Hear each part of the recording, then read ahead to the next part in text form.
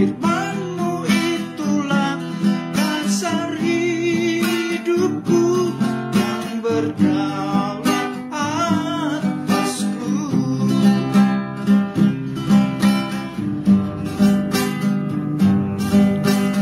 Kasih-Mu layakkan seluruh hidupku,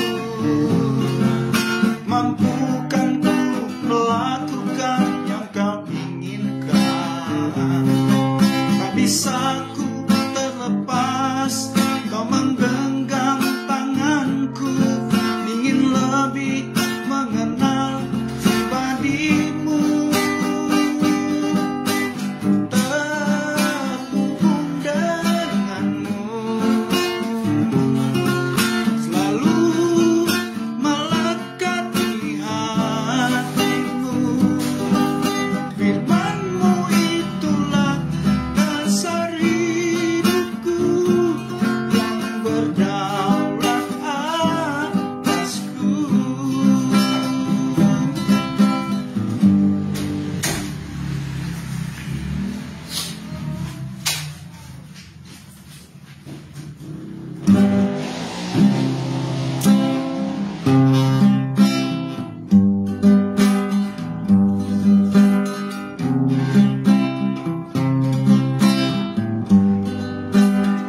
Oke, baik, seberapa mahasiswa yang boleh masuk dalam live FB pada sore hari ini? Akan segera mulai perkuliahan pada hari ini. Kita nyanyikan pujian tadi, terhubung.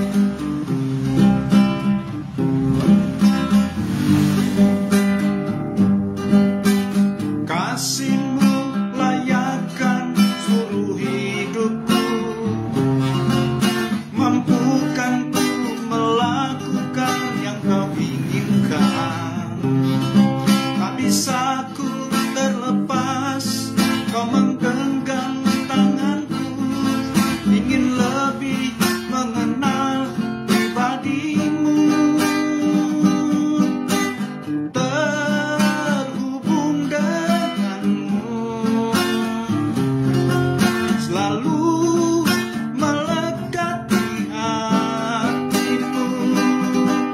Firman-Mu itulah dasar hidupku yang berdaulat atasku. Ayo seluruh mahasiswa yang sudah masuk, kita nyanyikan pujian ini bersama. Kasih-Mu layakkan seluruh hidupku, mampukan ku melakukan yang Kau inginkan. Tak bisa ku terlepas Kau menggenggam tanganku, ingin lebih mengenal pribadi-Mu. Ayo sama-sama. Kasih-Mu, kasih-Mu layakkan seluruh hidupku, mampukan ku melakukan yang Kau inginkan. Tak bisa ku terlepas Kau menggenggam tanganku,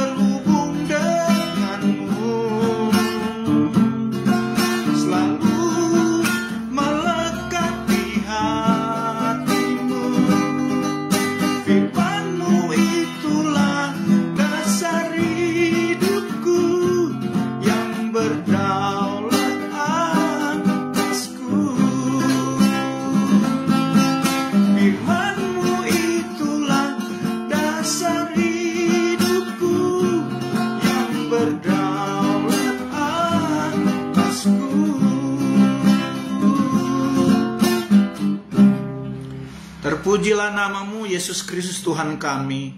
Kembali pada sore hari ini Tuhan, bersama seluruh mahasiswa STT Spirit, baik yang ada di kelas Tondano, Sulawesi Utara, kelas Timika, bahkan semua mahasiswa yang mengikuti kuliah online yang dari Jakarta Tuhan. Biar Tuhan memberkati kami semua, mengurapi hamba-Mu yang akan memberikan pengajaran kebenaran firman-Mu Tuhan. Biar Tuhan apa yang hamba ajarkan itu semua dari perintah Tuhan Yesus Kristus. Demikian Tuhan dengan seluruh mahasiswa yang akan menerima materi homiletik pada sore hari ini. Mereka diperlengkapi dengan mata kuliah ini dan mereka boleh menjadi pribadi yang dipakai Tuhan untuk menjadi saksi-Mu dan mampu memberitakan kabar baik dimanapun mereka berada, menyampaikan firman-Mu dimanapun mereka berada pada saat Engkau utus mereka. Bahkan ketika mereka telah menyelesaikan studi mereka, mereka semua mahasiswa boleh Tuhan menjadi alat Tuhan yang luar biasa dalam pemakaian Tuhan. Terima kasih Tuhan Yesus, bila Tuhan Engkau berikan signal terbaik sehingga Tuhan seluruh mahasiswa dapat mengikuti live FB ini Tuhan dengan baik tanpa ada gangguan signal apapun Tuhan. Dalam nama Tuhan Yesus Kristus, dari awal pertengahan sampai akhir perkuliahan ini hamba serahkan dalam tangan kuasa-Mu. Kami segera mulai perkuliahan ini dalam nama Tuhan Yesus Kristus. Haleluya. Amin. Amin. Puji Tuhan. Shalom seluruh mahasiswa STT Spirit. Hari ini kita akan belajar materi mata kuliah homiletik. Ini adalah mata kuliah penting bagi seluruh mahasiswa karena setelah mengikuti mata kuliah hermeneutik baik yang dilakukan secara online maupun onsite, karena di Timika juga pada hari Jumat kemarin juga memberikan mata kuliah hermeneutik. Nah ini kelanjutan dari hermeneutik, ilmu menafsir Alkitab. Sekarang ilmu berkhotbah, homiletik. Jadi homiletik ini adalah ilmu berkhotbah. Itu sebabnya ini adalah mata kuliah penting sehingga seluruh mahasiswa STT Spirit mampu menjadi saksi, mampu menyampaikan kabar baik, memberitakan Injil, baik dalam pelayanan gereja, dalam pelayanan kesaksian ke masyarakat, bahkan pelayanan ke pemerintah. Puji Tuhan. Kita yel-yel STT Spirit dulu. Spirit go! Bertumbuh, berbuah, menuai. Sekali lagi semua, Spirit go, bertumbuh, berbuah, menuai. Puji Tuhan, semua tetap eksis, tetap solid sampai menyelesaikan studi. Puji Tuhan, pada hari ini mata kuliah homiletika, ilmu berkhotbah. Jadi arti dari homiletik itu ilmu berkhotbah. Dalam pendahuluan di sini homiletika berasal dari kata sifat dari bahasa Yunani. Kata sifat dari bahasa Yunani homiletike yang digabungkan dengan kata techne. Jadi homiletike digabungkan dengan kata techne. Jadi di dalam kata sifat homiletik itu terkandung kata benda homilia yang berarti perundingan, percakapan dengan ramah, dan juga penguraian atau berkhotbah atau pembahasan. Jadi itu pengertian dari homiletika, yaitu perundingan, percakapan dengan ramah tamah, kemudian penguraian atau berkhotbah. Kemudian homiletik ilmu berkhotbah atau pelajaran tentang cara berbicara, cara menyampaikan sesuatu di depan umum.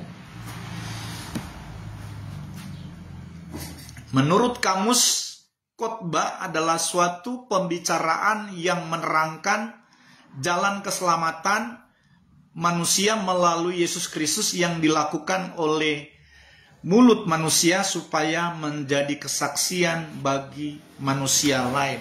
Jadi istilah khotbah ini atau menyampaikan kabar baik itu adalah suatu pembicaraan yang menerangkan tentang jalan keselamatan manusia melalui Yesus Kristus yang dilakukan mulut manusia, perkataan-perkataan manusia supaya menjadi kesaksian bagi manusia lain. Jadi inti menyampaikan khotbah atau kabar baik itu yaitu tentang bagaimana manusia mendapatkan jalan keselamatan melalui Yesus Kristus.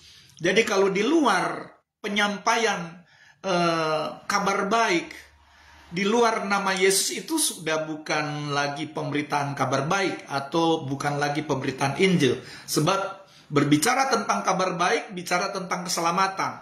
Sementara Yesus Kristus itu adalah juru selamat. Jadi sumber atau fokus pembicaraan atau percakapan atau khotbah yang kita sampaikan adalah jalan keselamatan tentang Yesus Kristus yang diberikan oleh Yesus Kristus kepada manusia. Jadi semua bicara tentang Kristus. Itulah kabar baik atau Injil Kristus atau Injil keselamatan. Jadi itu sebabnya Yesus sendiri adalah Roh Kudus itu sendiri atau Roh Kristus itu sendiri saat dia memerintahkan supaya semua orang harus menjadi saksinya.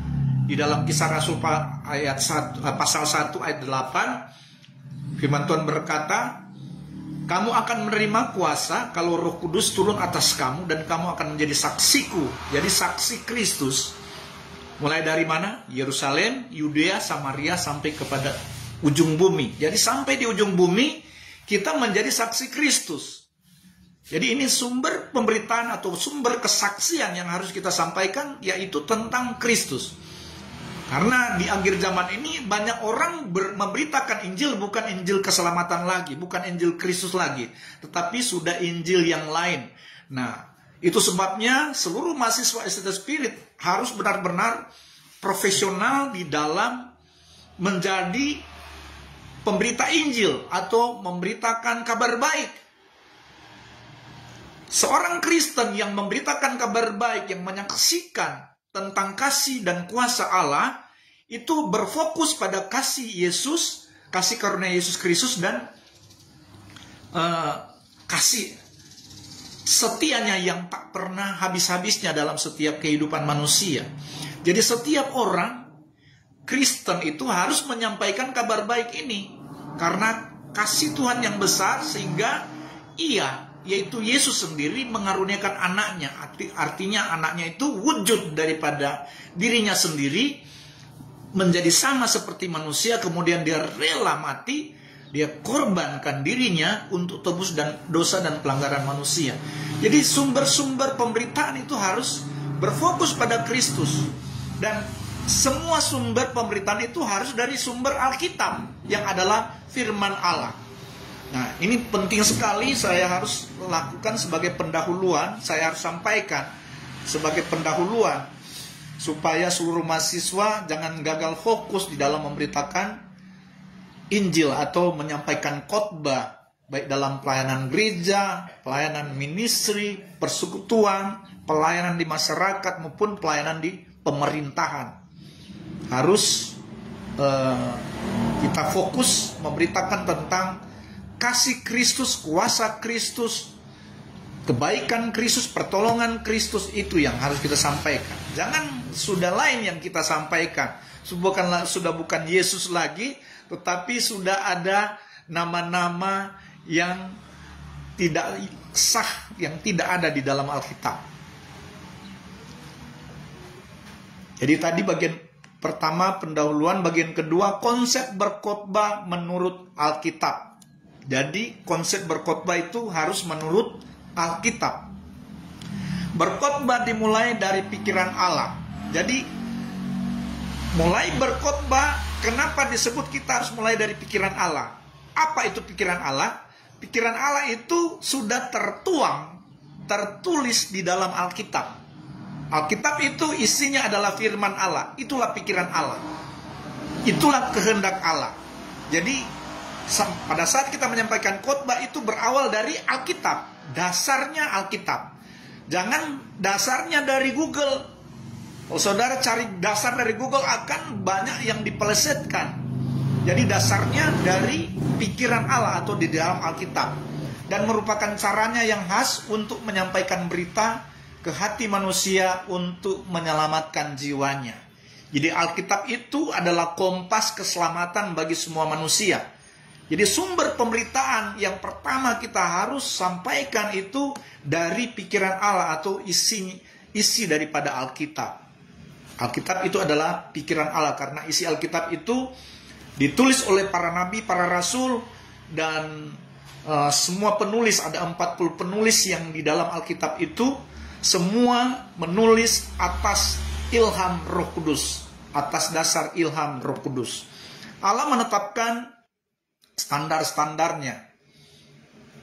Bagian 21, panggilan seorang pengkhotbah. Nah, panggilan seorang pengkhotbah didasari dari Efesus 4 ayat 11. Efesus 4 ayat 11, dan ialah yang memberikan baik rasul-rasul maupun nabi-nabi, baik pemberita-pemberita Injil maupun gembala-gembala dan pengajar-pengajar. Dikatakan, dan ialah, siapa ialah ini? Dialah adalah Yesus. Ialah ini adalah Yesus. Dan ialah Yesus Kristus atau Tuhan Yesus yang memberikan baik rasul-rasul. Jadi rasul-rasul itu Tuhan yang berikan. Tuhan yang memberikan karunia atau jubah pelayanan sebagai rasul. Yesus juga memberikan nabi-nabi, kemudian pemberita-pemberita Injil, gembala-gembala, dan pengajar-pengajar. 5 jawatan ini diberikan oleh Tuhan Yesus Kristus. Jadi ingat, 5 jawatan mulai dari para rasul, para nabi, para pemberita Injil, para gembala, dan pengajar-pengajar. Itu sumbernya dari Yesus yang memberikan. Dosen-dosen yang ada di Estetes Spirit itu semua pengajar-pengajar itu dari Yesus Kristus yang memberikan jawatan itu. Nah, ini kita harus tahu. Jangan sampai kalau Tuhan Yesus yang memberikan jawatan itu berarti kita harus sampaikan sesuai dengan mengajar sesuai dengan apa yang Yesus perintahkan. Sesuai dengan Matius 28 ayat 20. Dan ajarlah mereka segala sesuatu yang telah kuperintahkan kepadamu, dan ketahuilah aku menyertai kamu senantiasa sampai pada akhir zaman. Nah, itu sebabnya Estetes Spirit mengajarkan segala sesuatu yang Tuhan perintahkan. Kita ajarkan sesuai dengan Alkitab, sesuai dengan dasar pikiran Allah. Karena Dia yang memberikan jawatan pada kita. Kemudian bagian A, kita lihat dalam istilah-istilah dalam pelayanan. Istilah-istilah dalam pelayanan, bagian A, kerisein. Kerisein ini artinya memberitakan atau mengabarkan. Memberitakan Injil atau mengabarkan Injil. Disebut dalam bahasa Yunani, kerisein. Nah, seseorang yang membawa sebuah berita yang tidak berasal dari dirinya sendiri, tetapi berita itu dinyatakan dan ditugaskan kepadanya. Jadi pemberitaan yang disampaikan itu bukan dari kita sendiri, tetapi dari Allah, yaitu Tuhan Yesus Kristus, yang sumbernya dari Alkitab, itu yang kita beritakan. Itu yang disebut kerisein, memberitakan Injil keselamatan atau memberitakan Injil Kristus, atau mengabarkan kabar baik, kabar keselamatan.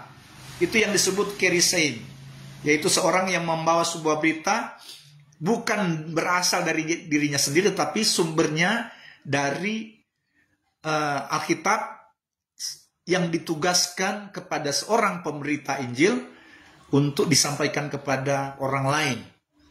Itu sumbernya dari Alkitab, bukan dari diri sendiri. Kemudian bagian B, ada istilah dalam pelayanan martyrein, atau istilah yang lain marturia. Martyrein atau marturia artinya bersaksi tentang Kristus. Nah, itu yang tadi dalam Kisah 1 ayat 8, kalau kita siap untuk bersaksi, Tuhan Yesus bilang apa? Aku akan memberikan kuasa kalau Roh Kudus turun atas kamu. Dan tujuan kita diberikan kuasa atau Roh Kudus itu diberikan kepada kita untuk apa? Tujuannya untuk menjadi saksi Kristus, mulai dari Yerusalem, Yudea, Samaria, sampai pada ujung bumi.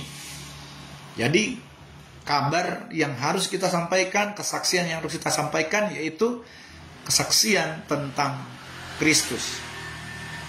Karena dia memberikan Roh Kudus bagi kita untuk tujuan kita menjadi saksi Kristus. Jadi bersaksi tentang atau meneguhkan suatu kejadian yang bukan hanya dilihat, melainkan juga tentang hal yang berdasarkan pernyataan menjadi suatu keyakinan pribadi. Jadi alangkah baiknya ketika kita sudah mengalami Kristus di dalam kehidupan kita, dan kita bisa membawakan kesaksian bagaimana Yesus berkarya di dalam kehidupan kita. Yesus menyatakan kasih-Nya atau mujizatnya di dalam kehidupan kita, dan kita bersaksi tentang kasih Yesus, kebaikan Yesus, dan tentang perbuatan-perbuatan yang ajaib, mujizat yang dinyatakan dalam kehidupan kita. Haleluya. Saya punya kesaksian. Saya ada kesaksian, satu kali saya baru menikah dengan istri saya, sama-sama untuk mencari pekerjaan di daerah Papua, yaitu di kota Sorong. Nah, baru 1 minggu kami ada jalan-jalan di sana untuk cari pekerjaan, cari perusahaan-perusahaan atau kantor perusahaan yang mungkin menerima lowongan. Tapi kami sudah hampir malam, saya dan istri saya itu melewati tempat yang rawan itu, orang suka pukuli, orang lewat di situ dipukuli, yang atau dibegali. Jadi orang Papua sendiri yang suka pukul orang kalau lewat di situ. Nah, itu makanya disebut rawan dipukul orang di situ tempat. Itu kalau ada yang tahu, di daerah Sorong itu ada Taman Makan Pahlawan, TMP, itu turun-turun dari Taman Makan Pahlawan itu baru tembus di jalan jalan pusat kota. Nah, kami di situ dulu. Nah, tahu sekarang kalau sudah tidak seperti yang lalu. Itu tahun-tahun 96, tahun-tahun 96. Jadi di situ tiba-tiba kami lewat situ, ada 4 orang yang badan besar. Mereka juga buka baju dan pakai celana pendek. Jadi waktu itu saya langsung dicegat, langsung kena pukulan. Saya tiba-tiba sudah langsung kena pukulan karena hari sudah hampir malam. Jadi saya tidak kelihatan, tiba-tiba pukulan sudah kena karena mereka buka baju. Jadi saya tidak sempat lihat mereka pukul saya. Jadi tiba-tiba ketika saya kena pukulan, tiba-tiba saya justru tidak menjadi takut, justru saya jadi berani. Saya belum melayani waktu itu, tapi saya itu setia. Kalau ada KKR saya setia. Kalau ada hamba Tuhan cerita kesaksian tentang bagaimana mujizat Tuhan dilakukan dalam kehidupannya, dan dia mulai bersaksi, dan di situ saya rindu seperti itu, karena ternyata mengikut Tuhan itu ternyata ada kuasa. Nah, jadi di situ setelah saya kena pukulan, saya jadi berani dan saya mau lawan. Kalau lawan berarti saya harus punya jurus, sementara saya tidak pernah latihan karate, tetapi saya gaya seperti jago karate. Tetapi saya punya jurus, yaitu jurus yang saya miliki, yaitu jurus yang luar biasa, yaitu jurus selamat. Jadi pada waktu itu saya pakai jurus selamat, artinya saya menghadapi orang itu dengan nama Yesus saat saya.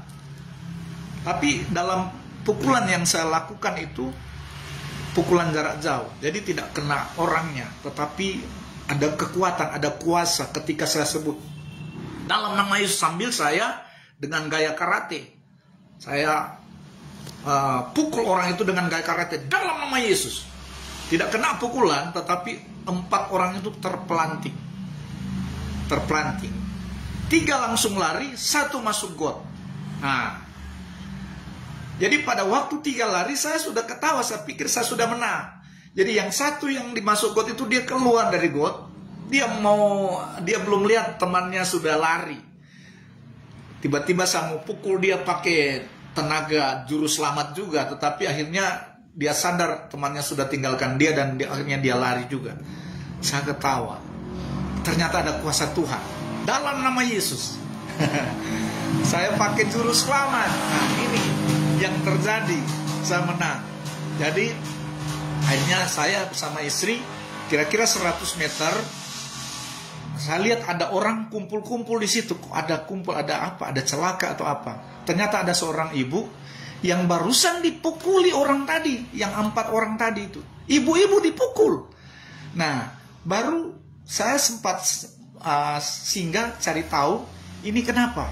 Itu ibu yang lagi nangis, baru ditanya, kenapa ibu? Saya dipukul, itu ada orang lari ke atas itu. Saya barusan dipukul. Ibu dengan siapa? Suami saya. Mana suami ibu? Dia lari. Berarti kalau saya lari, saya juga kena pukulan atau diculik.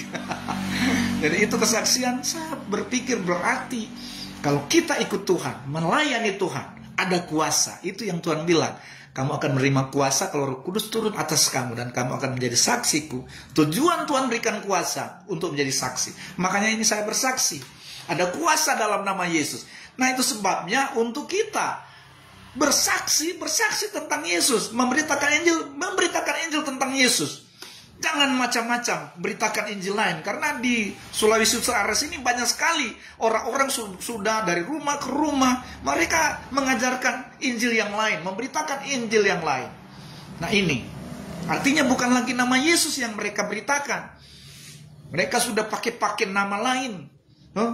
Jadi jangan lagi pakai nama itu, karena itu sebabnya kalau belajar Alkitab, makanya kan disuruh survei Alkitab, survei PLPB, supaya tahu isi Alkitab, Kejadian sampai Wahyu. Ada nama siapa saja yang ada di dalam itu sebagai Tuhan. Nah, di Alkitab itu satu-satunya Tuhan, satu-satunya Allah, satu-satunya Bapa yang mulia itu hanya Yesus. Tidak ada nama lain di dalam Alkitab. Nah, itu perlu sekali membaca Kejadian sampai Wahyu sehingga kita mengerti pikiran Allah yang ada di dalam Alkitab. Demikian kita menjadi saksi dimanapun kita berada, kita menjadi saksi tentang Yesus. Itu yang kedua, yang tadi kerisein atau keriso atau memberitakan, mengabarkan. Kemudian marturein atau marturia, bersaksi tentang Kristus. Kemudian C, ada istilah pelayanan evangelistai. Evangelistai ini atau evangeliso. Nah, jadi memberitakan Injil atau memberitakan kabar baik. Nah, tadi bersaksi. Bersaksi yaitu apa tadi? Marturia. Bersaksi tentang Kristus. Evangelistai, memberitakan Injil atau memberitakan kabar baik tentang Yesus Kristus. Jadi menitik beratkan pada isi berita dari sang pemberita, itu Injil Kristus atau Injil kebenaran, firman Allah. Kemudian D, istilah pelayanan yang keempat, didaskein atau didasko, artinya mengajar. Jadi demikian kita mengajar. Yesus bilang apa? Ajarkanlah segala sesuatu yang telah kuperintahkan kepadamu. Yang Yesus perintahkan itu dalam isi Alkitab. Kita memberitakan perbuatan-perbuatannya yang ajaib. Itu didaskein. Kita ajarkan tentang kasih Tuhan. Kita ajarkan tentang iman di dalam Kristus. Kalau pengajaran iman di dalam Kristus. Kalau pengajaran tentang Injil Kristus yang kita ajarkan. Jadi semua tentang pengajaran-pengajaran di dalam Alkitab yang Yesus telah ajarkan kepada murid-muridnya, tuh murid juga mengajarkan kepada murid-murid mereka sampai di zaman kita ini, kita menjadi pengajar dan menjadi murid Kristus. Nah, pengajaran yang sama yang Yesus ajarkan kepada murid-muridnya itu yang kita ajarkan. Kristus menjadi teladan dalam pengajaran. Haleluya. Kemudian di dalam mengajar kita menafsirkan atau mengartikan nas kitab suci atau mengajarkan pengajaran dalam lingkungan jemaat digunakan kepada yang sudah percaya. Jadi kita mengajar kepada orang-orang yang sudah percaya. Jadi ada orang yang belum percaya Yesus, sulit kita mau ajarkan. Jadi yang sudah percaya Yesus kita ajarkan tentang Kristus. Karena ada orang yang tadinya sudah percaya Yesus kemudian dia Dia memberontak. Artinya dia menyangkal nama Yesus. Dia tidak lagi percaya kepada Yesus. Nah, dia sudah percaya kepada dewa-dewa, nama-nama dewa. Nah, untuk kita ajarkan kembali tentang Yesus, dia akan marah. Karena dia sudah tinggalkan ajaran itu. Dia sudah tidak lagi. Dia sudah berontak tentang ajaran yang benar. Sehingga saat kita ajarkan tentang Yesus, dia akan marah.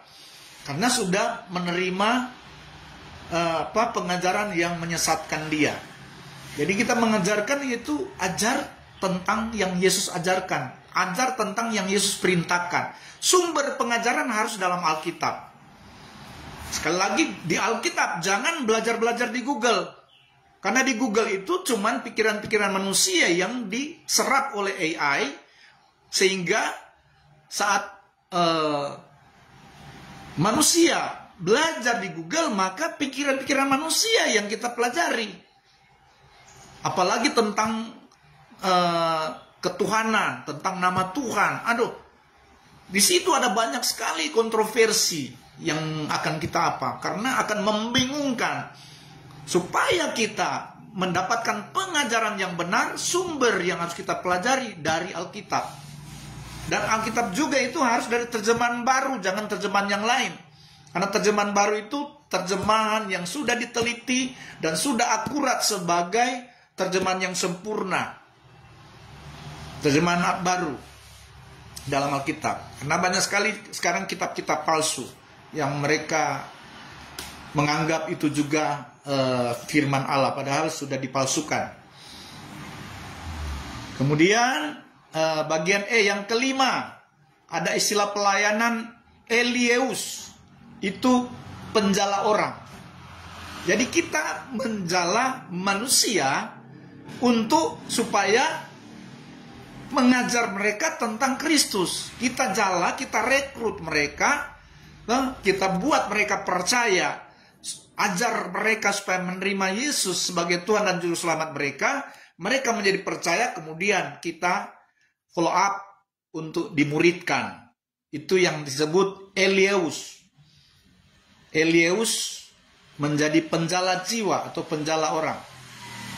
Berkhotbah memiliki sasaran menangkap orang kepada kebenaran. Jadi pada saat kita sampaikan Injil untuk supaya saat orang percaya pada Injil Kristus, mereka percaya kepada Yesus yang sumber pemberitaan kita, dan mereka ditangkap dengan kebenaran firman itu.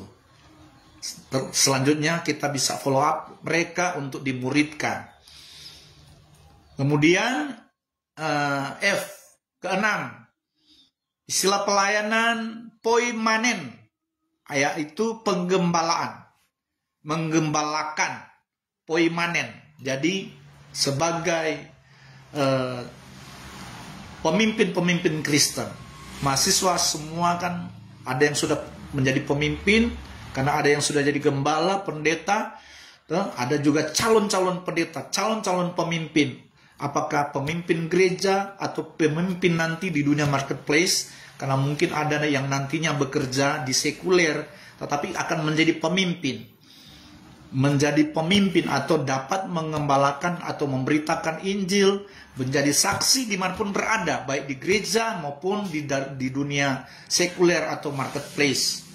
Jadi ada poimanen, mengembalakan, atau boskein, memelihara. Jadi poimanen ini harus berhubungan dengan pemeliharaan. Jadi setelah mengembalakan ada pemeliharaan, artinya juga memperhatikan jemaat yang kita pimpin. Sebagai gembala memperhatikan jemaat yang kita pimpin atau memelihara.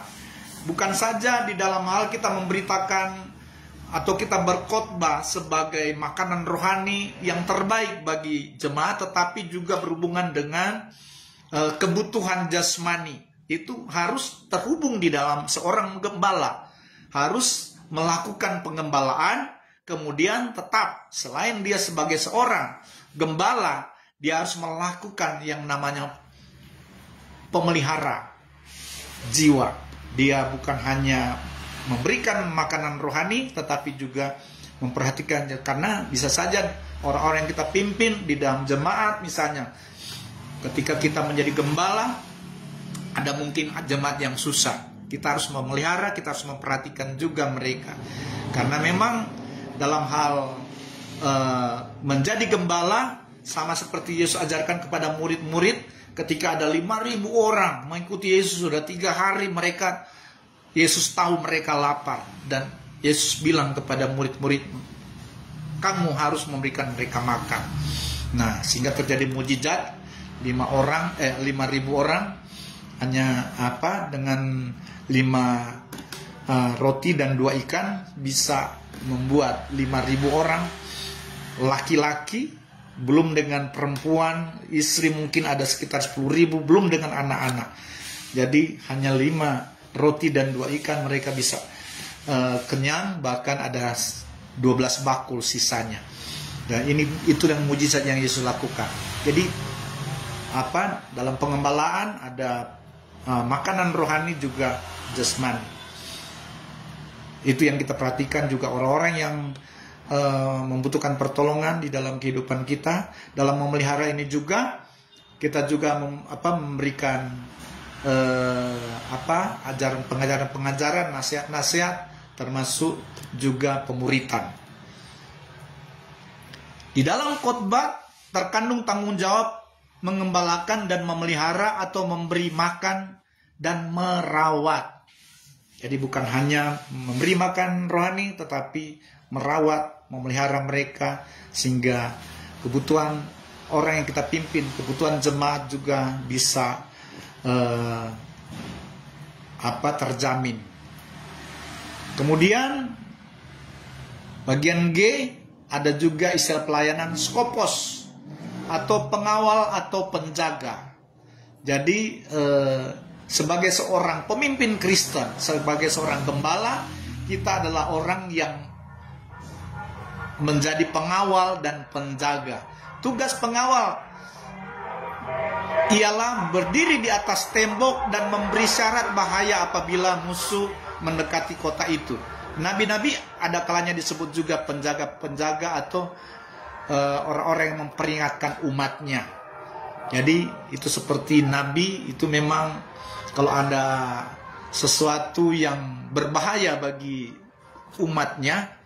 Waktu zaman dulu kan para nabi itu selalu memberikan nasihat kepada raja. Kalau ada suara Tuhan yang mengatakan bahwa nanti negeri ini akan ditunggang balikan. Contoh Nabi Yunus. Nabi Yunus, Tuhan mau supaya dia memberitakan Injil di Niniwe. Tapi waktu awal dia tidak mau, dia malah lari ke Tarsis. Tapi pada akhirnya kita semua tahu ceritanya. Pada akhirnya dia dimakan ikan besar, ditelan ikan besar, kemudian dia berdoa selama 3 hari, ikan besar memuntahkan dia, dan pada akhirnya Tuhan tetap menyuruh Yunus untuk memberitakan Injil di Niniwe. Dan saat Yunus memberitakan Injil di Niniwe, hanya 8 kata saja yang Yunus sampaikan kepada orang Niniwe. 40 hari lagi Niniwe akan ditunggang balikan. Jadi hanya 8 kata.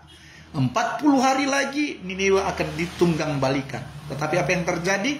Dengan 8 kata yang disampaikan oleh Yunus, orang-orang Niniwe mulai dari rajanya sampai masyarakat sampai binatang pun disuruh untuk berpuasa sehingga mereka luput dari kebinasaan. Jadi itu yang Tuhan sampaikan kepada Nabi Yunus sebagai peringatan, dan Yunus sampaikan kepada raja dan masyarakat Niniwe itu sebagai peringatan. Itu yang disebut penjaga atau yang memperingatkan kepada raja Niniwe dan masyarakat Niniwe, dan mereka diselamatkan. Mereka terhindar dari rencana Tuhan untuk menunggang balikan itu tidak jadi karena mereka akhirnya bertobat, bahkan mereka sampai berpuasa selama 3 hari. Kemudian F, ada istilah pelayanan homilein atau percakapan. Ini sama dengan istilah homiletik, homilein. Percakapan, kita memberitakan kabar baik, kita memberitakan khotbah, kita menjadi saksi, itu juga bagian dari homilein. Jadi dapat menjawab kebutuhan jemaat melalui khotbah yang kita sampaikan, melalui pengajaran yang kita sampaikan, itu bagian semua dari homilein, percakapan. Kemudian kita masuk bagian 22, pribadi seorang pengkhotbah. Nah, pribadi seorang pengkhotbah secara umum, 1 Timotius 1 ayat 3, ketika aku hendak meneruskan perjalananku ke wilayah Makedonia, aku telah mendesak engkau supaya engkau tinggal di Efesus dan menasihatkan orang-orang tertentu agar mereka jangan mengajarkan ajaran lain. Ini yang Rasul Paulus pesankan kepada anak rohaninya, yaitu Timotius, supaya dia supaya dia tinggal di Efesus dan menasihatkan orang-orang tertentu. Ada orang-orang tertentu yang ada di Efesus agar mereka jangan mengajarkan ajaran lain. Nah, mungkin di daerah kita masing-masing, daerah mahasiswa tinggal masing-masing, ada orang-orang tertentu yang mungkin sedang mengajarkan ajaran lain, yang ajaran yang bukan Injil Kristus.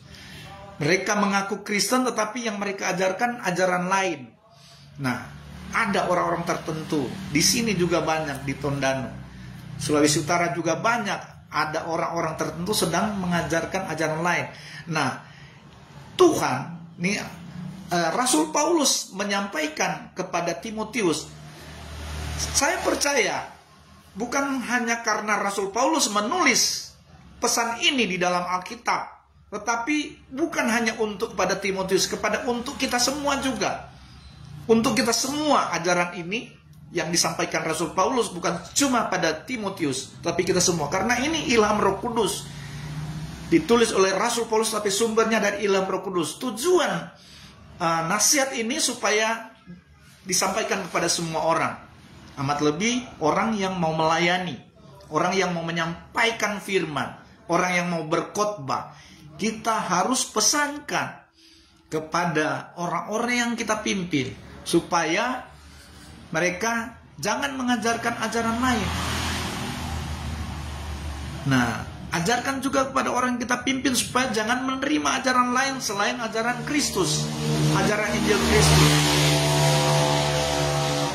1 Timotius 3 ayat 1-7. Benarlah perkataan ini, orang yang menghendaki jabatan penilik jemaat menginginkan pekerjaan yang indah. Ayat 2, karena itu penilik jemaat haruslah seorang yang tak bercacat, suami dari 1 istri, dapat menahan diri, bijaksana, sopan, suka memberi tumpangan, cakap mengajar orang, bukan peminum, bukan pemarah, melainkan peramah, pendamai, dan bukan hamba uang. Kemudian seorang kepala keluarga yang baik, disegani dan dihormati oleh anak-anaknya. Ini kriteria sebagai pengkhotbah yang baik, sebagai pemimpin Kristen yang baik, sebagai pemilik jemaat yang baik. Jadi itu yang harus kita perhatikan. Kelima, jikalau seorang tidak tahu mengepelai keluarganya sendiri, ini ayat 5. Ayat 5 dari 1 Timotius 3 tadi, ayat 5. Jikalau seorang tidak tahu mengepelai keluarganya sendiri, bagaimanakah ia dapat mengurus jemaat Allah? Ayat 6, janganlah ia seorang yang baru bertobat, agar jangan ia menjadi sombong dan kena hukuman iblis. Jadi sebagai seorang pengkhotbah, jangan kita ketika kita muridkan orang, kemudian dia baru bertobat, kita muridkan, janganlah kita langsung percayakan dia untuk melakukan pelayanan. Tetapi kita harus tetap memperlengkapi dia dulu sampai dia benar-benar matang dan siap untuk melayani pekerjaan Tuhan. Kecuali dia mungkin kalau bersaksi, dia bisa bersaksi pada semua orang, tapi dalam hal memberitakan Injil, kabar baik atau berkhotbah, atau dalam melayani pekerjaan Tuhan di dalam gereja, jangan baru bertobat kemudian kita sudah tunjuk untuk melayani. Dia harus dimuridkan dulu, dia harus banyak belajar dulu sampai akhirnya dia bisa dipercayakan untuk melayani di pelayanan, baik di gereja, persekutuan, atau dalam perkumpulan rohani lainnya.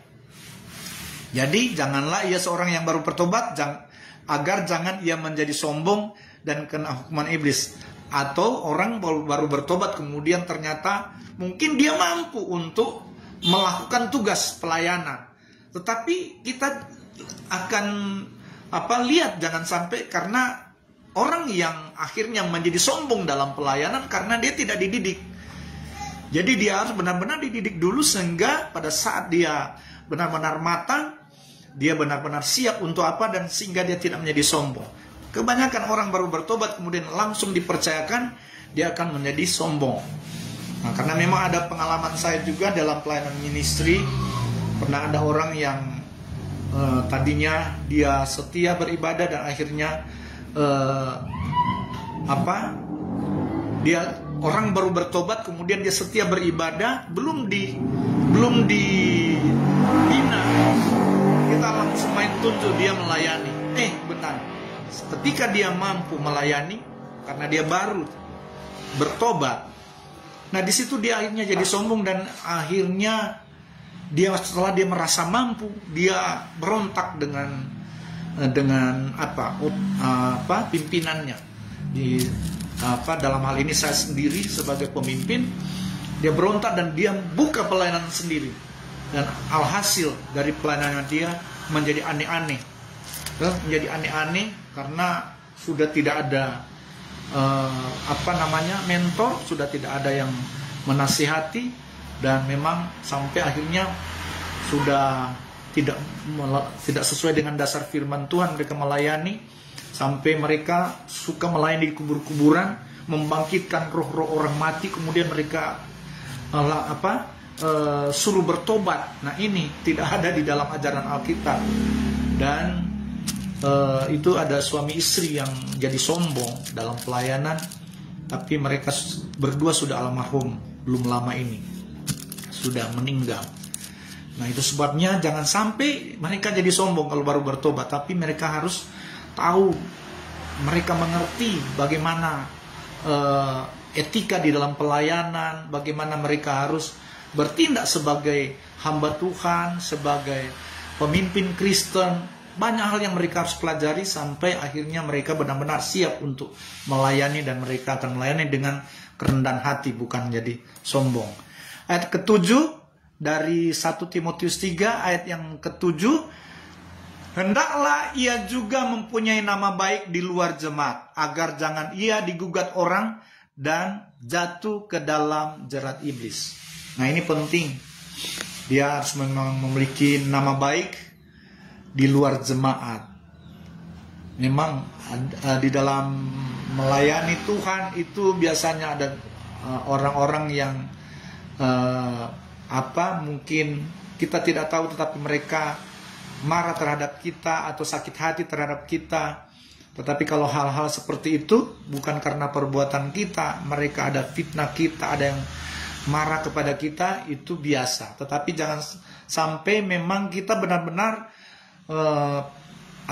pernah melakukan yang buruk. Kita mungkin pernah memfitnah orang, pernah kita marahan dengan orang lain, kemudian kita tidak berdamai, kemudian kita melayani. Nah, itu yang mungkin nama baik kita agak tercoreng di luar jemaat nantinya, kecuali ya memang kita tidak berbuat jahat, kemudian orang fitnah kita berbuat seolah-olah berbuat jahat.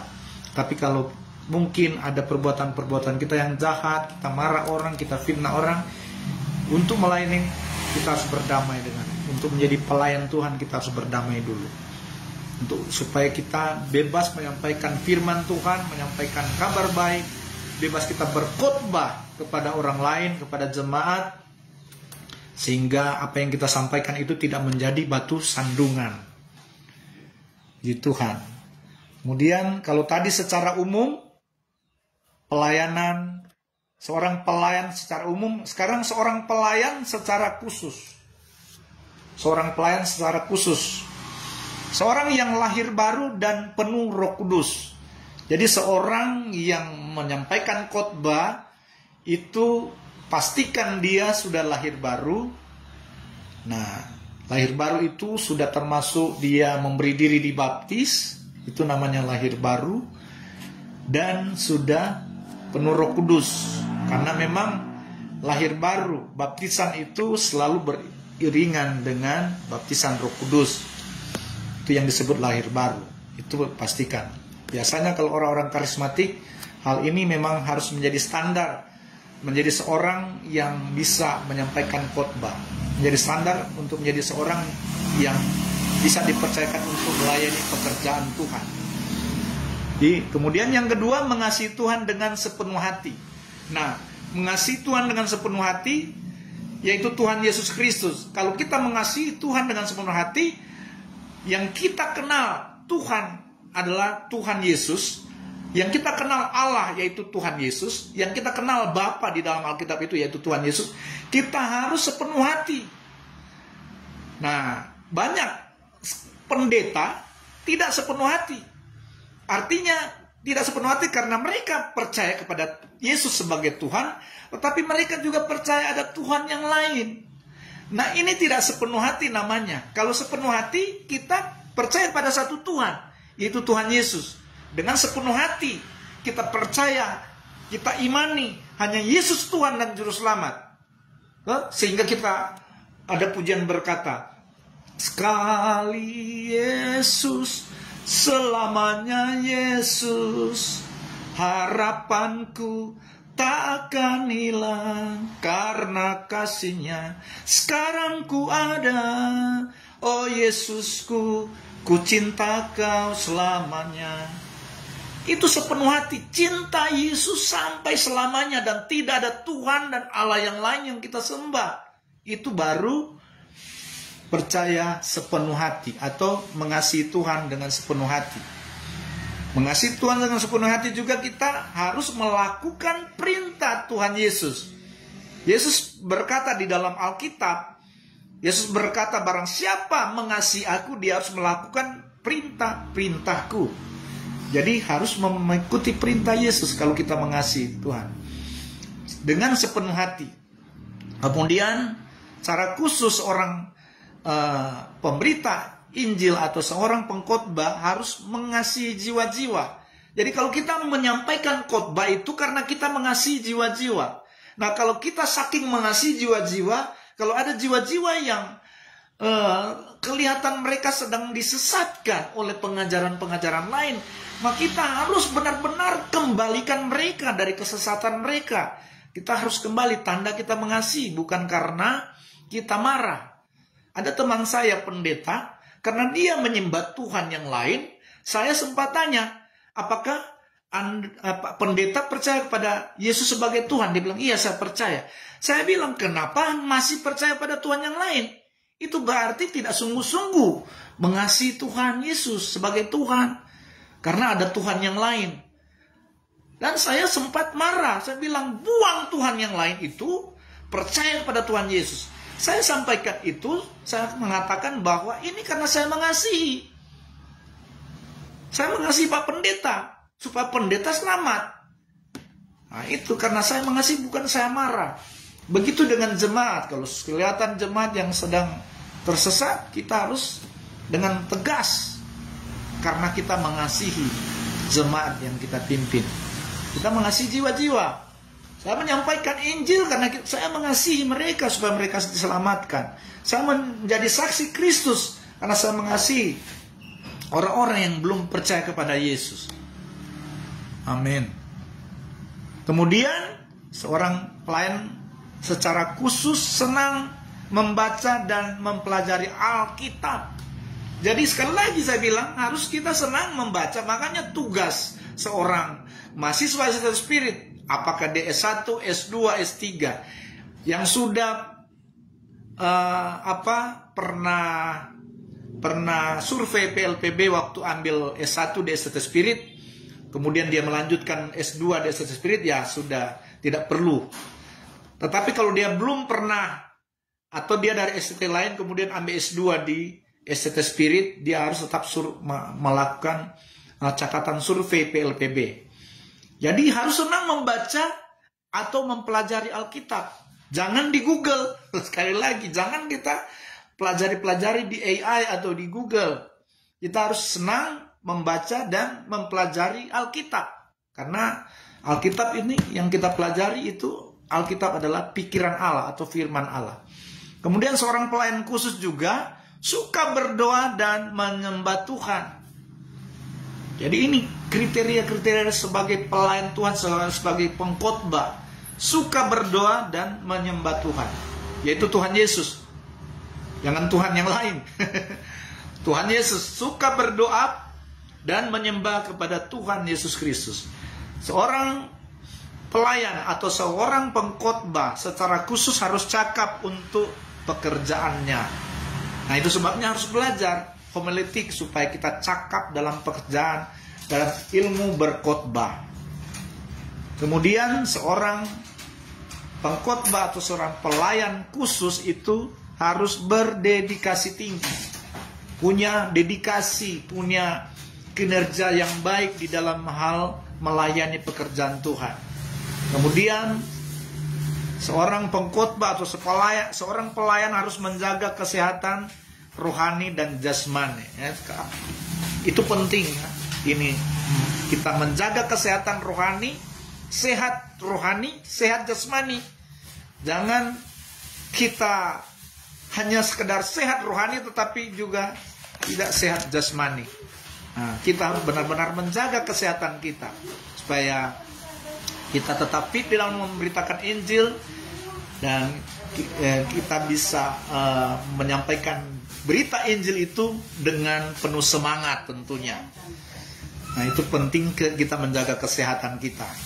Jadi hindari kebanyakan obat-obatan kimia. Dan hindari, kita usahakan kita lebih banyak hal-hal yang alamiah, memakan atau meminum hal-hal yang alamiah. Menjaga kesehatan dan rajin berolahraga itu penting. Biarpun cuma jalan sehat, nah itu penting. Jaga kesehatan. Semua mahasiswa, semua pendeta hamba Tuhan yang sedang kuliah di Estetes Spirit, jaga kesehatan. Haleluya. Kemudian seorang pelayan atau pengkhotbah secara khusus harus seorang yang mau belajar.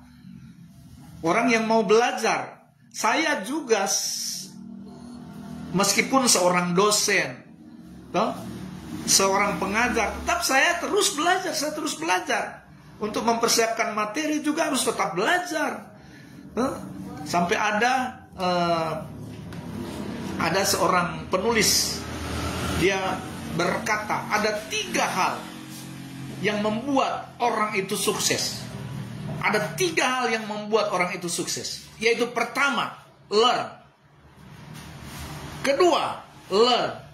Ketiga, learn. Artinya ketiga-tiganya sama, belajar, belajar, dan belajar. Nah, ada juga seorang penulis berkata dalam bukunya yang sudah sangat bestseller. Dia berkata bahwa seorang pemimpin, saat dia berhenti belajar, maka dia berhenti menjadi seorang pemimpin. Nah, ini. Jadi seorang pemimpin kalau berhenti belajar, maka dia juga harus berhenti jadi seorang pemimpin. Jadi seorang pemimpin harus terus belajar, belajar, dan belajar. Amin. Nah, yang terakhir, seorang pelayan atau seorang pengkhotbah, dia harus seorang yang mengenal Allah dengan benar. Dia adalah seorang yang mengenal Allah dengan benar. Hosea 4 ayat 6, umatku binasa karena tidak mengenal Allah. Mereka lah yang menolak pengenalan itu. Nah, inilah yang saya ajarkan. Suruh dosen mengajarkan kepada seluruh mahasiswa supaya mengenal Allah dengan benar. Siapa Allah yang benar? Yesus Kristus, dialah Allah yang benar. Kalau di luar Kristus, kita sedang percaya kepada Allah yang tidak benar. Hanya Yesus, Allah yang benar, Tuhan yang benar, jalan kebenaran dan hidup. Dialah firman, dialah kebenaran itu. Haleluya. Kemudian bagian ketiga, fungsi seorang pengkhotbah. Fungsi seorang pengkhotbah. 2 Korintus 5 ayat 20. Jadi kami ini adalah utusan-utusan Kristus. Perhatikan 2 Korintus 5 ayat 20. Jadi kami ini adalah utusan-utusan Kristus, seakan-akan Allah menasihati kamu dengan perantaran kami. Dalam nama Kristus kami meminta kepadamu, berilah dirimu didamaikan dengan Allah. Jadi saudara, kita adalah utusan-utusan Kristus. Dan tujuan kita menjadi utusan Kristus. Kristus mengutus kita untuk memberitakan kabar tentang perdamaian. Dan manusia sudah jatuh di dalam dosa. Sejak manusia pertama Adam dan Hawa jatuh, semua manusia itu sudah termasuk orang-orang yang berdosa. Nah, itu sebabnya kita perlu ada perdamaian dengan Allah. Nah, kita mengenal Allah dengan benar, kemudian kita menerima perdamaian dari kebenaran itu, yaitu Yesus Kristus. Kemudian kita memberitakan kabar perdamaian, kabar baik kepada semua orang. Kabar perdamaian itu kabar baik. Saat orang lagi bertengkar, saat kita sampaikan kabar baik, itu membuat orang berdamai. Nah, itu sebabnya kita harus berbahagia di dalam Tuhan Yesus Kristus sebagai seorang yang membawa damai. Seperti Kristus adalah Raja Damai, kita anak-anaknya adalah anak-anak pembawa damai. Nah, itu sebabnya berita tentang Kristus itu atau Injil keselamatan itu adalah kabar perdamaian. Supaya membuat orang percaya kepada Yesus. Saat dia percaya kepada Yesus, dia ada dalam jembatan perdamaian. Nah, ada satu cerita saya mau ceritakan kepada seluruh mahasiswa. Satu kali, ini cerita ya, tidak ada dalam Alkitab. Ini cerita. Satu kali Yesus mengajak ke-12 muridnya itu untuk naik ke puncak gunung. Tetapi Yesus menyuruh mereka harus masing-masing membawa batu. Mereka harus membawa batu. Kemudian waktu murid-murid membawa masing-masing batu, Andreas itu paling besar, dia membawa batu. Kemudian yang paling kecil membawa batu itu Petrus. Waktu sampai di puncak gunung, waduh, kan mereka kelelahan. Mereka merasa lapar ketika dia ada di puncak gunung. Waktu mereka merasa lapar, mereka lelah dan merasa lapar, tiba-tiba batu yang mereka bawa masing-masing itu berubah menjadi roti. Nah, Andreas yang membawa batu besar itu rotinya besar. Petrus yang membawa batu kecil, rotinya kecil. Sementara Petrus berpikir, waduh, ini dia tidak akan kenyang dengan roti kecil yang dia akan makan. Sementara dia bilang kepada Andreas, bagikan kepada dia supaya dia juga boleh kenyang. Petrus sempat bilang kepada Tuhan Yesus,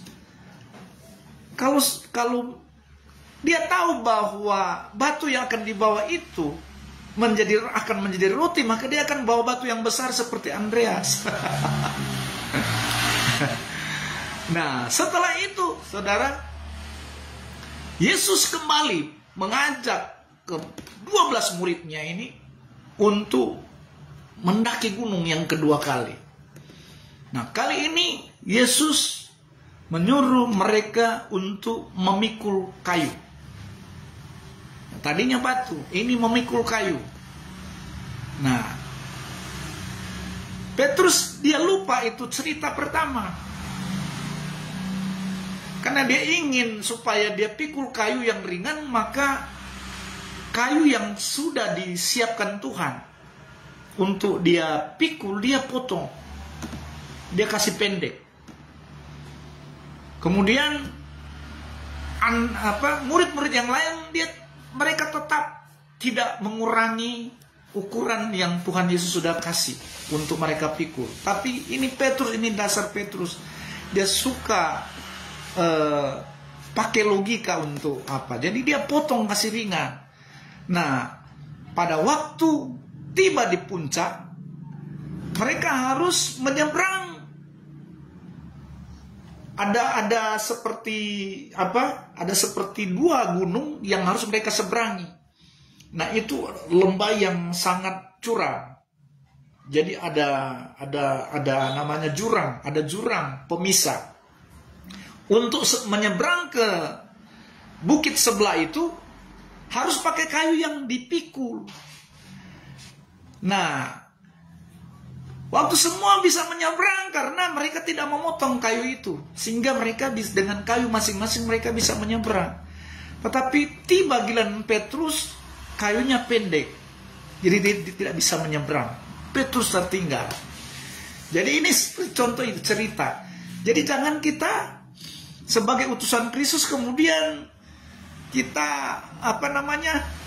mulai pangkas-pangkas. Apa yang Tuhan perintahkan, Tuhan bilang A, ya kita lakukan A. Jangan kita pangkas-pangkas. Seperti itu. Jadi itu hanya cerita ya. Puji Tuhan. Jadi semua semangat mengikuti perkuliahan ini. Nanti sebentar ada tugas ya. Ada tugas. Kesempurnaan sebuah khotbah adalah perpaduan antara hidup pengkhotbah dan khotbahnya sendiri. Nah, jadi kalau kita menyampaikan khotbah, nah nanti yang sudah hamba-hamba Tuhan perdalam lagi, kita mau menyampaikan khotbah itu alangkah berartinya khotbah itu atau bermutunya khotbah itu ketika apa yang kita khotbahkan itu sangat berhubungan dengan yang terjadi di dalam kehidupan kita. Jadi sangat berpaduan dengan yang terjadi dalam kehidupan kita. Artinya yang kita sudah lakukan, itu yang kita khotbahkan. Yang sudah terjadi dalam hidup kita, itu yang kita khotbahkan. Nah, ini penting. Ini sangat memotivasi jemaat atau orang yang mendengar khotbah kita itu benar-benar akan menjadi percaya pada setiap perkataan khotbah itu. Karena terjadi di dalam kehidupan kita. Jadi itu harus ada paduan. Harus ada paduan di dalam hidup kita. Kalau tonan, karena mungkin kita banyak sekali khotbah yang kita sampaikan, tentunya ada hal-hal yang tidak harus dipadukan dengan apa yang terjadi dalam kehidupan kita. Tetapi benar-benar kalau memang kita ada hal-hal yang berupa kesaksian, Sekecil apapun kesaksian itu dalam hidup kita, saat kita menyampaikan khotbah, dipadukan dengan kesaksian yang terjadi di dalam kehidupan kita, dalam pelayanan kita, dipadukan. Itu penting. Jadi suatu perpaduan. Sebuah khotbah hidup sebagai kita sebagai pengkhotbah, kemudian isi khotbah yang kita sampaikan itu berpadu dengan kehidupan kita, yang terjadi dalam hidup kita, yang bagaimana kasih Tuhan, kebaikan Tuhan, mujizat Tuhan yang Tuhan nyatakan, sekecil apapun mujizat yang Tuhan di saat kita khotbah kita bisa padukan itu mujizat Tuhan yang Dia nyatakan dalam hidup kita. Bagian 4 sekarang mengenai khotbah. Nah, mengenai khotbah, pertama kita harus pelajari bagian A, isinya. Isinya berdasarkan pada kebenaran Alkitabiah. Jadi isi khotbah itu harus punya dasar kebenaran Alkitab. Nah, kalau kita mau cari-cari pengertian bahasa Yunani, Ibrani, ya bolehlah kita lihat di Google untuk apa. Tetapi tentang ketuhanan, jangan kita belajar di Google, itu sudah banyak sekali kontroversi. Hanya di Alkitab kebenaran tentang Tuhan, kebenaran tentang jalan yang harus kita lakukan, perintah yang harus kita lakukan, itu semua berdasarkan Alkitab. Jadi berdasarkan pada kebenaran Alkitabiah, berdasarkan pada keyakinan yang mendalam tentang isi. Kemudian yang B, kuasanya. Jadi setelah kita mengenai khotbah, kita harus mengenal isi, kemudian mengenal kuasanya. Itu berbicara dari pengalaman, berpadanan dengan Injil Kristus. Pengalaman dan tetap berpadanan dengan Injil Kristus. Kemudian C, mengenai khotbah kita harus tahu tentang tujuan khotbah itu, yaitu untuk membicarakan seluruh maksud Allah. Tujuan khotbah yaitu membicarakan seluruh maksud Allah atau kehendak Allah dalam kehidupan kita. Itu yang kita bicarakan dalam tujuan khotbah, di mana pendengar dibimbing kepada Dia, yaitu Yesus Kristus. Itu tujuan khotbah, supaya yang mendengar itu dibimbing kepada Yesus Kristus. Dia mengenal Tuhan Yesus, dia mengenal perintah-perintah Tuhan Yesus di dalam Alkitab, dan dia lakukan dengan setia. Pada akhirnya ketika dia mengenal Yesus dan dia mengasihi Yesus, dia percaya Yesus sebagai Tuhan dan Juru Selamat yang menuntun dia pada keselamatan kekal, maka dia akan mengikuti perintah-perintah Tuhan. Bagian Romawi 3, teknik penyusunan khotbah. Teknik penyusunan khotbah. Pertama, struktur homiletik. Nah, dalam struktur homiletik itu, alangkah baiknya setiap khotbah itu harus punya judul. Jadi harus punya judul. Setelah kita belajar teks Alkitab, satu ayat misalnya untuk kita jadikan sebagai bahan khotbah, maka kita harus cari judul apa yang bisa kita jadikan judul. Kata apa yang kita bisa jadikan judul. Misalnya contoh di dalam Yesaya 41 ayat 10. Contoh ini ya, contoh yang kita mau khotbahkan misalnya dalam Yesaya 41 ayat 10. Janganlah takut sebab aku menyertai engkau. Janganlah bimbang sebab aku ini Allahmu. Aku akan meneguhkan, bahkan akan menolong engkau. Aku akan memegang engkau dengan tangan kananku yang membawa kemenangan. Nah, ini mungkin saya kasih contoh, misalnya di sini ada kata kemenangan, yang membawa kemenangan. Bisa saja saudara kasih contoh kunci kemenangan. Nah, ini contoh. Karena ada kata kemenangan, rahasia kemenangan atau kunci kemenangan. Nah, Dikatakan di situ, janganlah takut sebab aku menyertai engkau.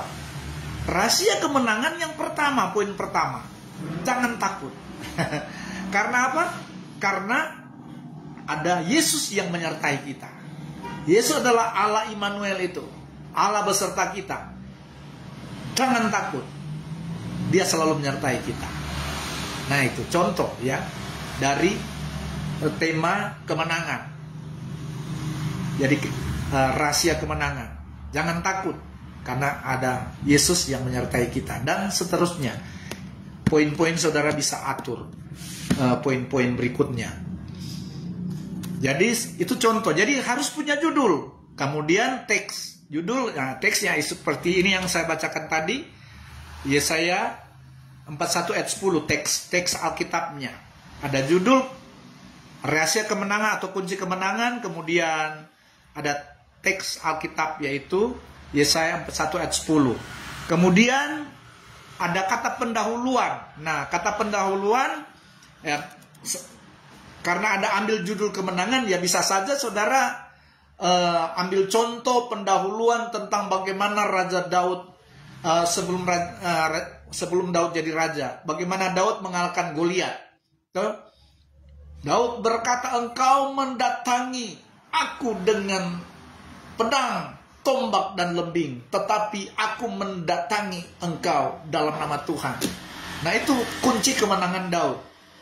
Kunci kemenangan. Jadi kita ambil kata pendahuluan, kunci kemenangan Daud. Dia datang menghadap raksasa Goliat dengan nama Tuhan. Nah itu seperti contoh pendahuluan. Atau terserah saudara minta hikmat Tuhan untuk ada kata-kata pendahuluan sesuai dengan judul atau tema.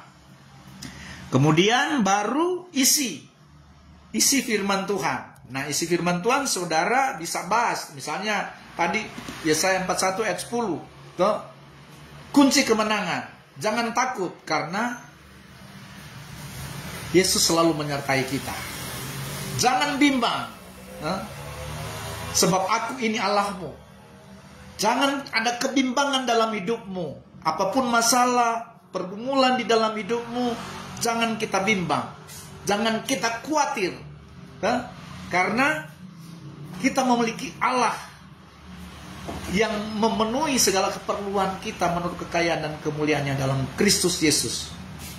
Dia yang menyediakan segala keperluan kita. Janganlah bimbang. Kita memiliki Allah yang sanggup memberkati kita, sanggup memberikan kemenangan atas masalah perekonomian kita. Nah itu contoh diisi firman Tuhan. Kemudian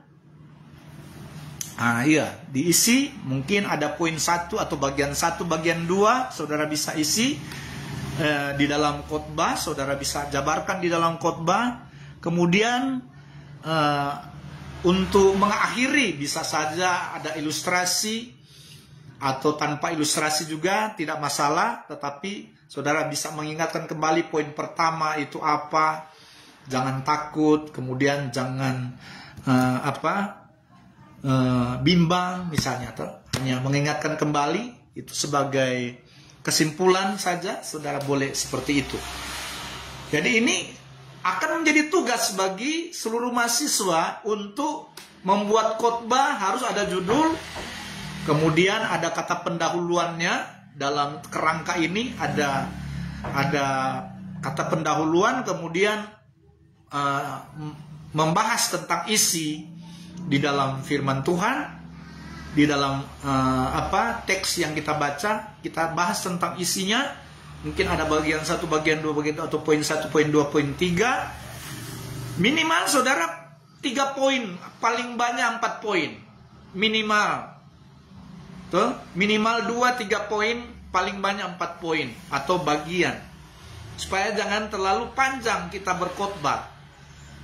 Jadi khotbah itu hanya cukup normalnya 30 menit. Lebih dari 30 menit itu jemaat atau orang yang mendengar itu sudah tidak fokus. Karena di dalam ilmu penelitian secara biologis, orang yang fokus menerima pengajaran itu dia, atau khotbah yang dia dengar, atau pengajaran materi yang dia mau dengar, yang dia mau terima itu 30 menit itu dia akan fokus. Tapi lewat 30 menit itu dia sudah mulai tidak fokus. Nah, itu sebabnya penting kita harus atur waktu. Makanya poinnya jangan terlalu panjang, makanya jangan terlalu banyak. Kalau banyak berarti pembahasannya akan jadi panjang. Jadi minimal 2-3 poin atau 4 poin paling tinggi.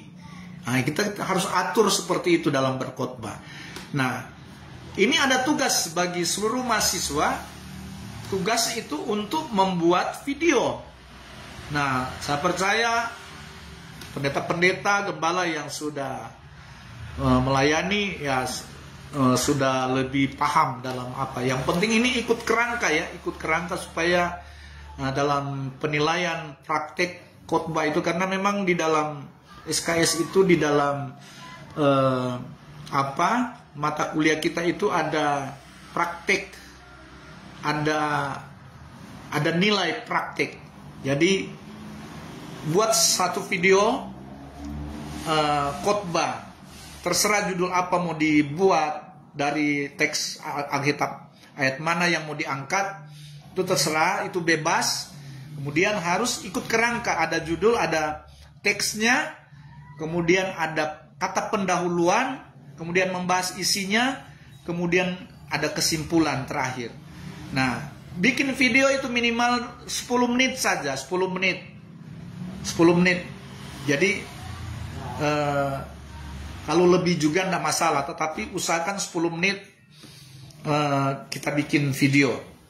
Kemudian kirim ke saya, kirim ke japri saya, ke WA saya, dan saya akan berikan penilaian. Bagi yang tidak membuat video, maka dia harus praktek nanti pada saat ujian, dia harus ujian praktek. Nah, dia harus ujian praktek. Kalau dia tidak buat video, nah itu. Kalau videonya juga penilaiannya kurang, nah nanti di praktek itu juga, praktek itu pada waktu ujian ada penilaian dari juri, ada penilaian dari dosen-dosen. Jadi praktek khotbah atau mungkin praktek mengajar boleh kalau yang ambil praktek mengajar. Sama seperti kalau di ujian di Tondano itu ada praktek. Ada ujian praktek. Nah, apalagi yang tidak bikin video ya harus ujian praktek. Kalau nilai di videonya kurang, dia harus praktek lagi. Seperti itu. Makanya buat sebaik mungkin video, saudara rekam ya, semua sudah ada HP dan tahu bagaimana cara untuk merekam video. Buat satu khotbah ada judul, ada teksnya, ada kata pendahuluan, kemudian isinya, kemudian ada kesimpulan. Jadi saudara buat ini sebagai tugas bagi saudara, buatlah video untuk apa? Karena memang ini ada pemutahiran seluruh mahasiswa, karena supaya benar-benar mahasiswa yang menyelesaikan studi di ST Spirit benar-benar mampu untuk berkhotbah, mampu untuk memberitakan Injil, mampu untuk bersaksi. Nah itu, jadi itu yang akan menjadi penilaian di ST Spirit, supaya benar-benar seluruh mahasiswa yang selesai di ST Spirit tidak mempermalukan alma mater ST Spirit gitu. Jadi karena minimal mereka sudah mampu melayani, mampu berkhotbah atau memberitakan Injil, makanya perlu ada praktek. Jadi sekali lagi buatlah video. Jadi yang tidak buat video khotbah tentunya nanti akan berhadapan di ujian praktek nanti. Puji Tuhan. Haleluya.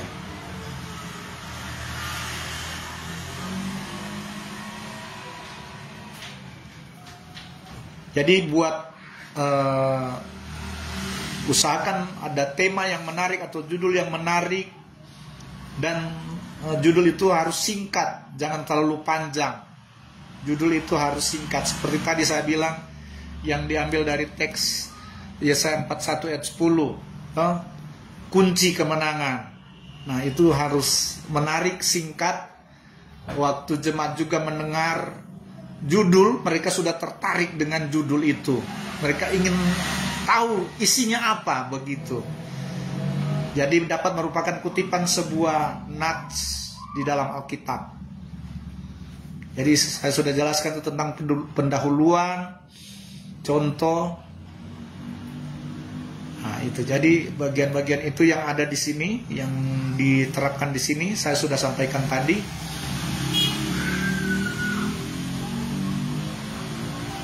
Ya. Jadi untuk menemukan nats juga, tentunya saudara cari nats Alkitab yang mudah saudara khotbahkan.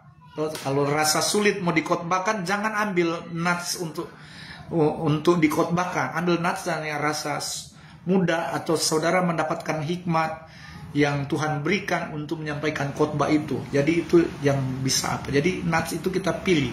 Nats Alkitab itu kita pilih yang terbaik untuk kita sampaikan, kita khotbahkan. Dan tentunya perlu minta hikmat Tuhan, supaya Tuhan memberikan petunjuk ayat yang bisa kita pahami, kita mengerti. Oleh hikmat Tuhan kita dapat menyampaikan khotbah, isi khotbah. Jadi kita harus pilih.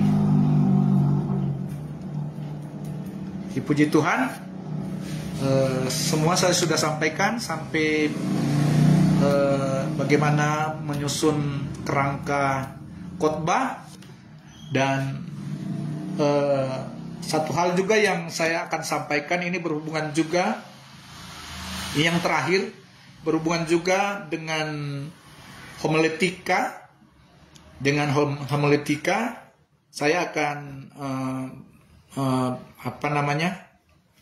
berikan ada rahasia kebenaran yang penting saya harus sampaikan di dalam Alkitab itu, karena memang sumbernya dalam kita berkhotbah itu kan harus berfokus pada pemberitaan tentang Kristus, Injil Kristus, karena Dia adalah Tuhan satu-satunya. Kita memang dasarnya harus benar-benar mengasihi Tuhan Yesus sungguh-sungguh, supaya yang kita beritakan tetap tentang kasih-Nya, tentang kuasa-Nya, perbuatan-perbuatan yang ajaib. Itu yang kita sampaikan, dan itu yang kita khotbahkan. Karena memang di dalam Alkitab, supaya kita benar-benar mengerti itu, di dalam Alkitab itu yang ditulis oleh Rasul Paulus itu memang benar-benar memperlengkapi semua orang yang akan memberikan khotbah tentang Injil keselamatan. Itu memang berfokus pada Yesus sebagai Allah, sebagai Tuhan, dan bahkan Dia sebagai Bapa. Dan ini memang Alkitabiah. Di dalam Roma 1 ayat 7, kepada kamu sekalian yang tinggal di Roma, yang dikasihi Allah, yang dipanggil dan dijadikan orang-orang kudus, kasih karunia menyertai kamu dan damai sejahtera dari Allah Bapa kita dan dari Tuhan Yesus Kristus. Ini ada kata dan di sini, dari bahasa Yunani itu dan itu menunjuk pada kata yaitu. Jadi bahasa Yunani kai yaitu, itu arti dari kai itu yaitu atau dan. Jadi dan di sini menunjuk kepada kata yaitu. Jadi dikatakan kasih karunia menyertai kamu dan damai sejahtera dari Allah Bapa kita, dan atau kalau dari bahasa Yunani itu kai, yaitu, arti dari kai itu yaitu. Jadi kalau dan ini diganti yaitu dari Tuhan Yesus Kristus. Jadi baik disebut Allah Bapa kita, yaitu dari Tuhan Yesus Kristus. Ini yang saya mau jelaskan, karena ini kebenaran. Kata dan itu bukan berarti Allah Bapa terpisah dengan Yesus karena ada kata dan. Tetapi kata dan ini disebut dalam bahasa Yunani kai. Artinya yaitu Tuhan Yesus Kristus. Banyak di sini, Roma 15 ayat 6. Sehingga dengan satu hati dan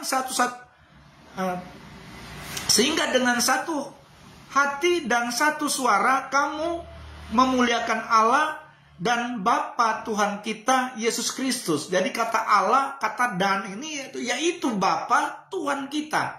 Dari bahasa Yunani kai, yaitu Bapa Tuhan kita. Jadi kata dan di sini artinya yaitu. 1 Korintus 1 ayat 3. Kasih karunia dan damai sejahtera dari Allah Bapa kita dan dari Tuhan Yesus Kristus. Itu dan juga menunjuk pada kai, yaitu dari Tuhan Yesus Kristus. Jadi tidak terpisah, itu kata ini tidak terpisah. Karena biasanya secara bahasa Indonesia ketika ada kata dan itu terpisah. Misalnya saya dan mahasiswa, saya dan kau. Suka dan kau. Terpisah saya dan kau. Jadi tidak seperti itu dalam bahasa Alkitab. Dalam bahasa Alkitab itu sebutan dan di sini amat terlebih khusus berhubungan dengan ketuhanan. Itu dan itu menunjuk pada kata yaitu. Ada lagi di sini, ada banyak ayatnya.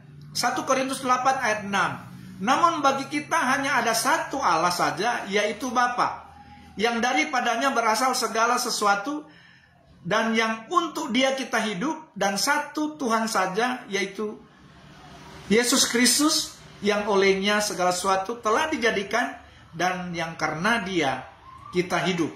Nah, ini kata-kata dan ini itu sebenarnya dalam bahasa Yunani kai, yaitu. Nah, 2 Korintus 1 ayat 2. 2 Korintus 1 ayat 2. Kasih karunia dan damai sejahtera dari Allah Bapa kita dan dari Tuhan Yesus. Jadi artinya yaitu dari Tuhan Yesus Kristus menyertai kamu. Nanti ada dia punya apa di sini, saya lihat ya. Ada banyak sekali di sini ayatnya yang dari kata dan itu menunjuk pada kata yaitu.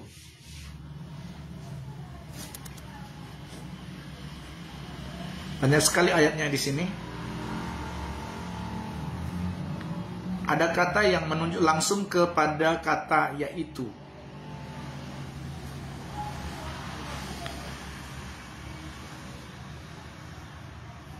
Jadi seperti itu yang apa ini, ada juga yang memang menyatakan langsung dikatakan yaitu Tuhan Yesus Kristus. Tapi di sini saya belum dapat nanti. Jadi artinya sangat jelas bahwa kata dan di sini di dalam istilah ketuhanan itu memang menunjukkan pada kata yaitu, bukan terpisah, bukan dan secara terpisah, tetapi kata dan itu menunjuk pada Tuhan Yesus Kristus.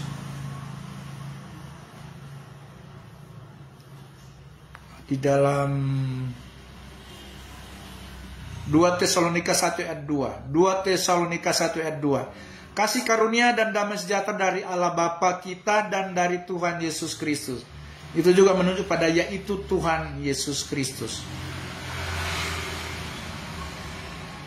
Ada yang memang langsung menunjukkan pada kata yaitu. Karena memang di dalam bahasa Yunani itu kai, yaitu Tuhan Yesus. Jadi selalu mengarah pada Allah Bapa, yaitu Tuhan Yesus Kristus. Kata dan itu dalam Yunaninya yaitu Tuhan Yesus Kristus. Nah, ini yang membuat banyak orang berpikir bahwa kata dan ini bukan Yesus. Allah Bapa itu bukan Yesus karena ada kata dan. Padahal dalam Yunani itu disebut kai, yaitu Tuhan Yesus Kristus. Puji Tuhan, ini hanya tambahan bagi mahasiswa sebagai tambahan dari ilmu hermeneutik.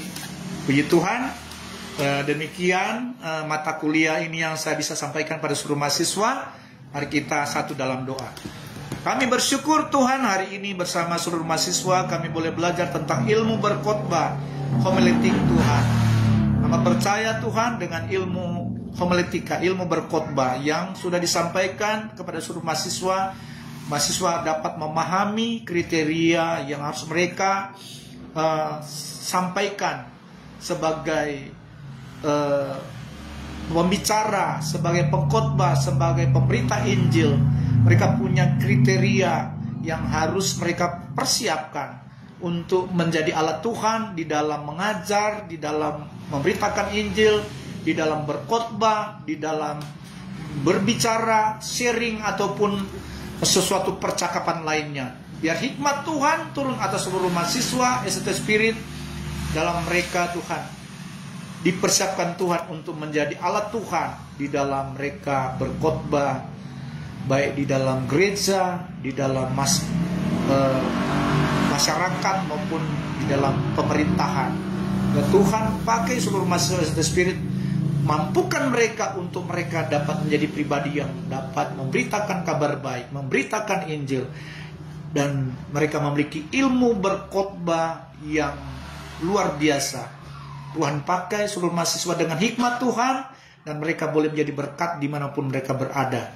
Tuhan utus mereka untuk mereka boleh menjadi pelayan Tuhan, menjadi alat Tuhan yang dipakai Tuhan menjadi terang dan garam bagi dunia ini. Di dalam nama Tuhan Yesus Kristus, kami percaya seluruh mahasiswa diperlengkapi dan mereka ada tugas untuk mereka boleh membuat video khotbah Tuhan. Biar Tuhan berikan hikmat kemampuan untuk seluruh mahasiswa dapat membuat video khotbah dan sebagai nilai praktek yang akan diberikan bagi seluruh mahasiswa. Mereka akan buat video khotbah yang terbaik sesuai dengan arahan yang sudah diberikan di dalam ilmu berkhotbah atau homiletik. Di dalam nama Tuhan Yesus Kristus kami berdoa dan mengucap syukur kami telah selesai belajar dan mengajar Tuhan.